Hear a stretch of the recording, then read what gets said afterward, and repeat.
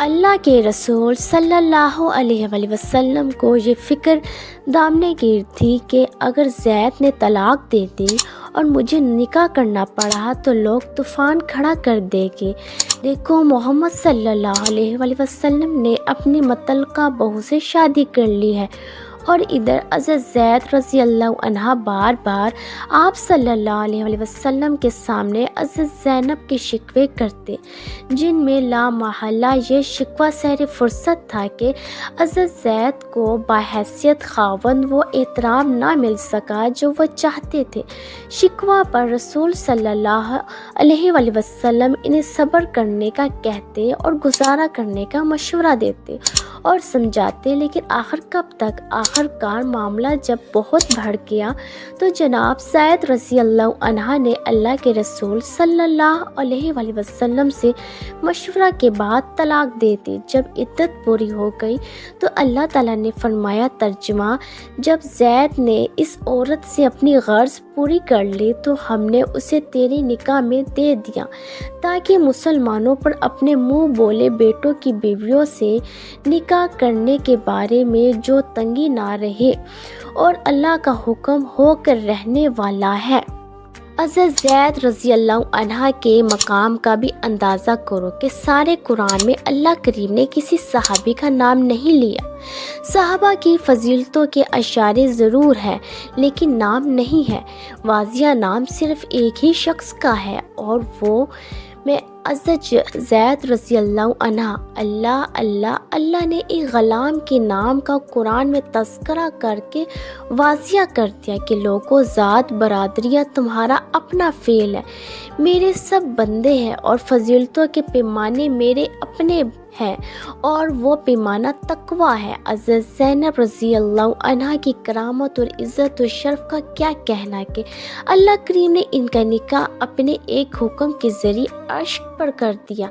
چنانچہ مسند احمد میں روایت ہے کہ حضرت زینب رضی اللہ عنہ کی جب عدت پوری ہو گئی تو رسول صلی اللہ علیہ وآلہ وسلم نے حضرت زید رضی اللہ عنہ سے کہا، تم جاؤ اور انہیں مجھ سے نکاح کرنے کا پیغام پہنچاؤ۔ حضرت زید رضی اللہ عنہ گئے۔ اس وقت آپ آٹا گوندھ رہی تھی۔ حضرت زید رضی اللہ عنہ پر ان کی عظمت اور ہیبت اس قدر چھائی کہ ان کے سامنے آ کر رسول صلی اللہ علیہ وآلہ وسلم کا پیغام بھی نہ دے سکے، بلکہ ان کے ایک طرف منہ پھیر کر بیٹھ گئے اور رسول صلی اللہ علیہ وآلہ وسلم کے پیغام کا ذکر کیا۔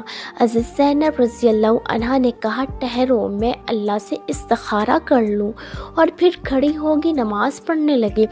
امام مسلم نے اس طرح اس روایت کا ذکر کیا ہے کہ حضرت زید رضی اللہ عنہ کہتے ہیں، میں جب اللہ کے رسول صلی اللہ علیہ وآلہ وسلم کا پیغام دینے گیا تو میں نے انہیں آٹا گوندتے دیکھا تو ان کی عظمت میرے سینے پر بیٹھ گئی اور میں ان کی طرف دیکھنے کی جرات ہی نہ کر سکا، لہٰذا میں نے اپنا رخ پھیرا، اپنے قدموں پر پھرا اور حضرت زینب رضی اللہ عنہا ہی کو پیغام دیا کہ اللہ کے رسول صلی اللہ علیہ وآلہ وسلم تیرا ذکر کر رہے تھے۔